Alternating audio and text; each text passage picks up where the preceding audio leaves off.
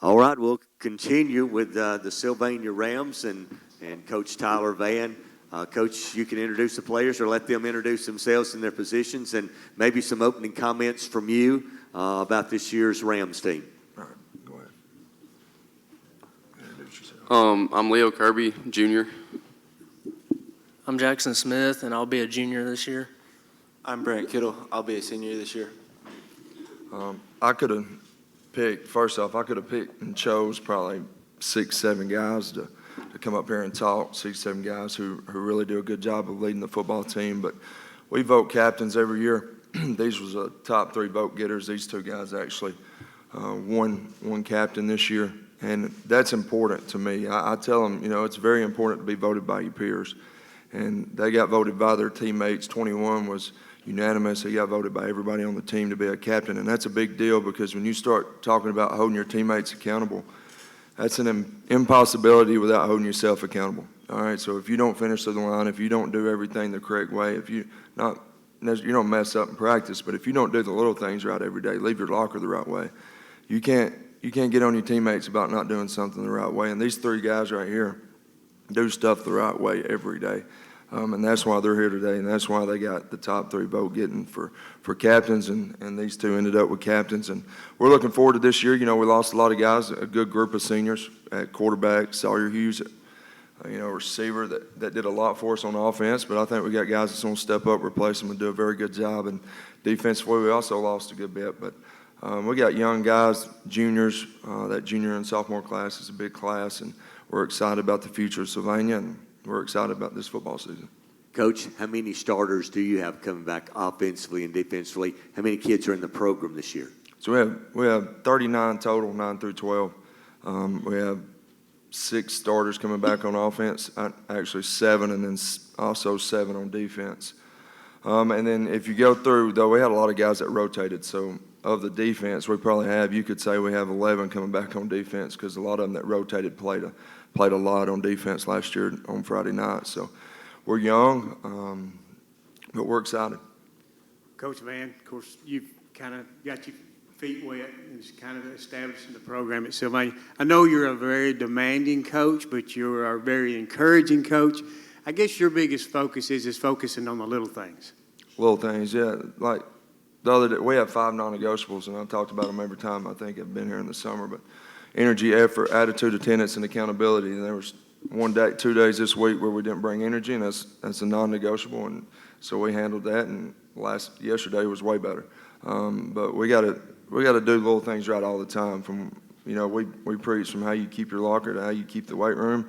Because if you can't do every little thing right, then on Friday night when you don't step the correct way, then I just consider all of it goes together. You got to work on doing little things right outside of practice so that we're better in practice as well and on Friday nights on doing all the little things correctly.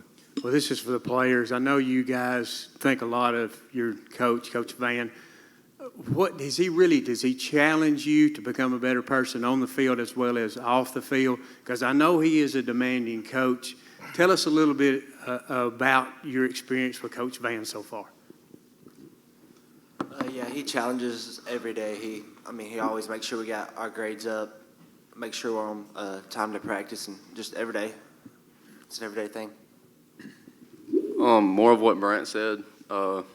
He's just very hard on us and make sure that we're all in line and kept together. That's really about it. All right, another one for the players. I'm going to get to speak with Coach Vann a little bit later on in the season. We got to wait late till the end of the season this year. But after a 500 season 2 years ago, you turn around last year, and I'm going to ask this, and I've got to. You were an interception away from winning the region. What did that mean for you guys to go from that 500 season to being just that close, and how do you turn that into the next step of this year competing to be the top dog in the region, after the way that things went last year with the winning streak to end the season, but being just that close, what do you got to do to take that next step?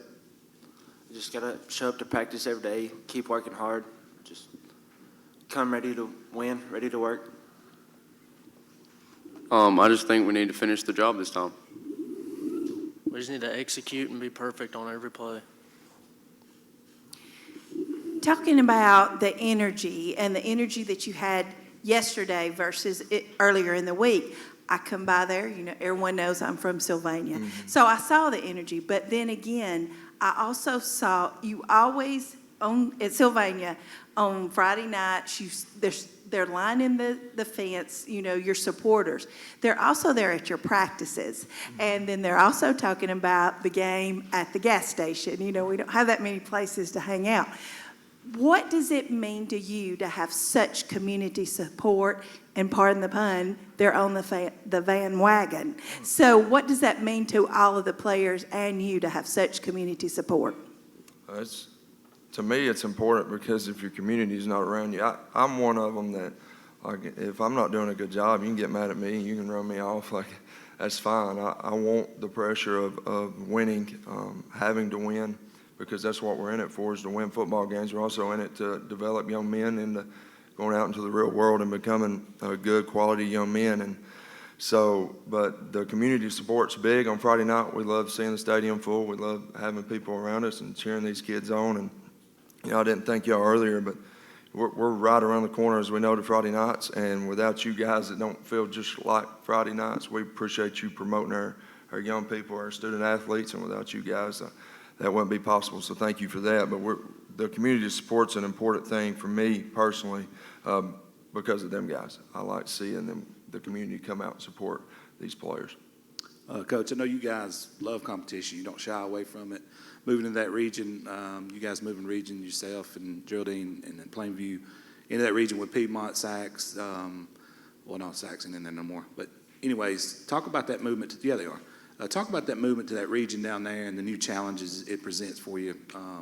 That's a very tradition-rich region, obviously, known all across the state. It's probably the toughest in 3A. I'll tell you, we're excited about the region. Everybody's got to play everybody. So it ain't just hard on Sylvania. It ain't just difficult on Piedmont. It ain't just difficult on Plainview. It's difficult on every one of us. Every Friday night's going to be a physical football game. And I think it's going to come down to who's going to stay healthy at the top of the region, and even the guys who make the playoffs, because there's going to be a good football team that's left out that could potentially finish second in other regions around 3A North. So it's going to be a difficult region. We're excited about it. We're just going to go in every Friday night, focus week by week. Like last year, you may have a week where you could get a guy rest a little bit. You ain't got that this year. If the guy's nicked up, he's just going to have to tough it out and go. Coach, earlier you talked about big senior class graduated last year. Talk about what you perceive going into fall practice this year, being the strengths of this Rams team this year. That's a tough one. The strengths would be, I think, on defense. That's the majority of where our guys are coming back from. I feel like we're going to be a pretty good football team up front. Offensively, like I said, we're replacing a quarterback. So far, it's been really well. We're changing a little bit how we're doing things. And at this point this year, our entire offense is in. We're just working for different formations, different motions, same play.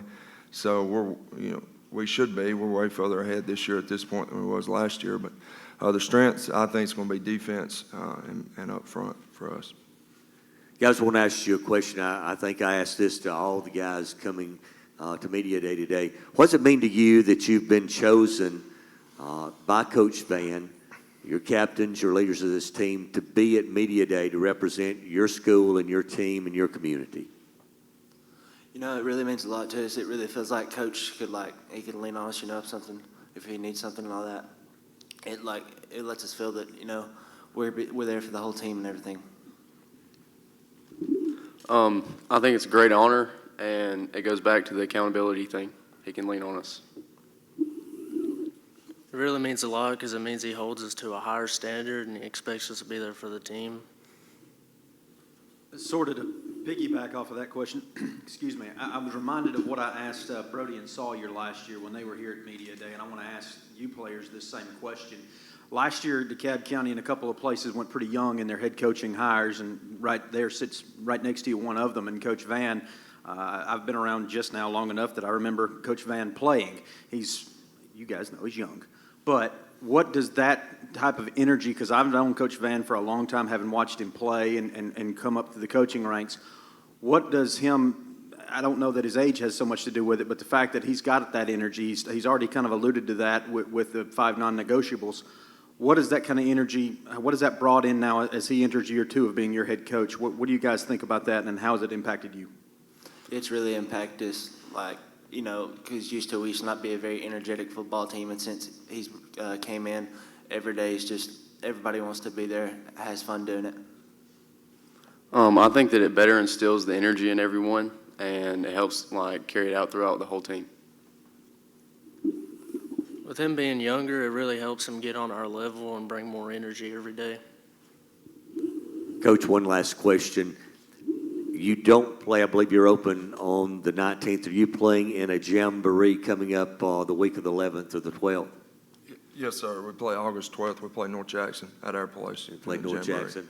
And then to piggyback that, when you look at those first 3 or 4 games in your schedule, of course your whole schedule is tough, but Sacs, Piedmont, Ohatchee, Geraldine in the first half of the season, that's a challenging schedule for your Rams.